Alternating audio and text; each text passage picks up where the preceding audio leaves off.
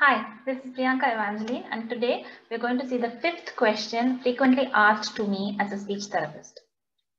Okay, so the question is how to select a good speech therapist. Are you wondering this? Are you excited to know how to select one? Let's go and see.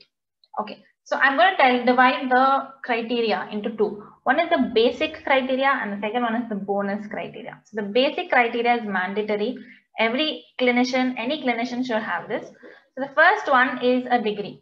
The basic degree to be a speech therapist within India is a bachelor's degree in audiology and speech language pathology, or a BSc in speech and hearing. So this is a 4-year degree course with an internship program. So this is a basic degree that a speech therapist should be having to treat your child. There are cities and there are places in India where there are not many speech therapists available, but there are only diploma holders who are speech therapists. When there are no other options, then you have to find a best option for your child. And if a diploma holder, if they have the other bonus skills, then you can still try, but please go to a registered speech language pathologist. Okay, so the second one is certification. Certification, we have something called the Rehabilitation Council of India, which is a government organization, in which we have to get registered. We have to have certain criteria fulfilled and met, and we have to keep re-registering ourselves every 4 years to maintain our certification. So make sure your speech therapist has a degree and is also certified. These two information, if you're doing teletherapy, will be available on the website or on the Google page. Or if you're going to a therapy center, it should be put up in the center as a certificate for parents and for everyone to see. This is a transparent process.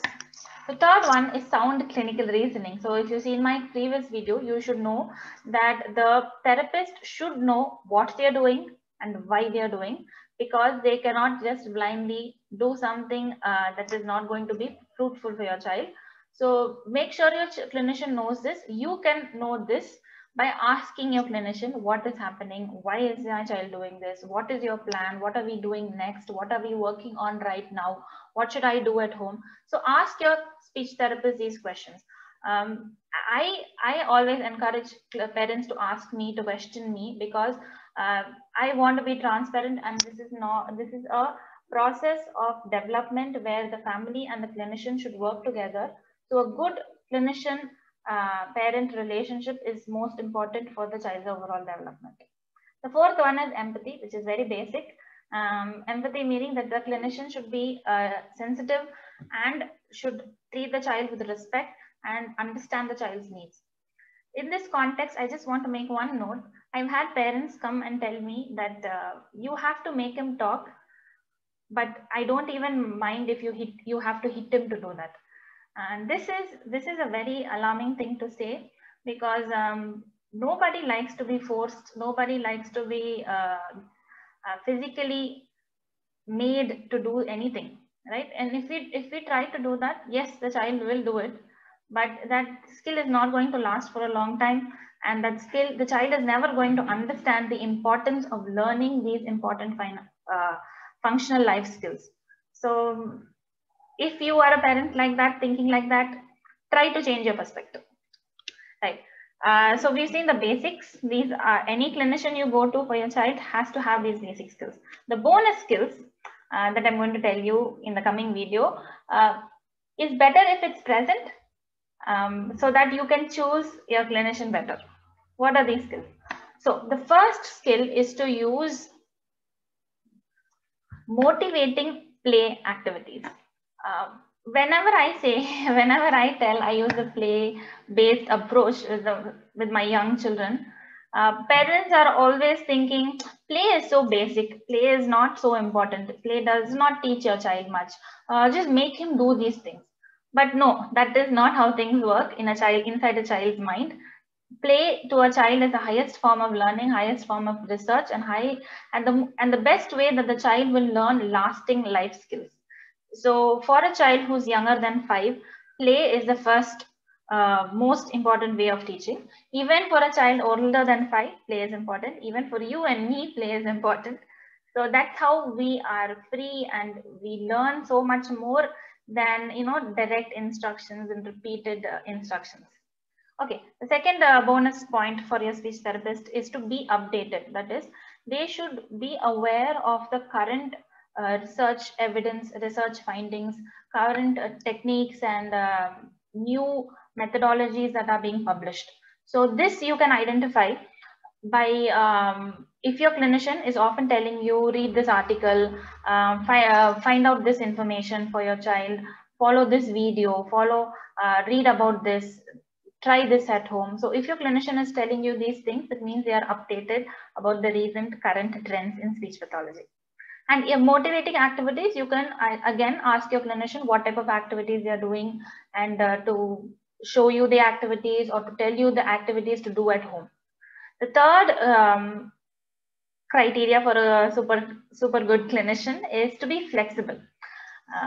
Most often, the disorders that come under speech language pathology are a little bit vague, and they're not very clear cut, like having a wound or having an eye infection. Right? So these difficulties cannot, or it's not one size that fits all. You cannot just have one technique and this technique will work for all children. That does not happen at all. So even for one child, I have to use 5 to 6 different types of techniques, and find ways that is working for the child. So find a speech therapist who, when things are not going in the right direction, when there is no progress, when things are not moving forward, then they should be willing to change their methodology. So that is very important. And the fourth one, advocacy, again, is so much more important, because in India, we live in a society where people are not very much aware of disorders, childhood neurodegenerative disorders. Most of the people to whom I say I'm a speech language pathologist, they don't even know who's a speech therapist.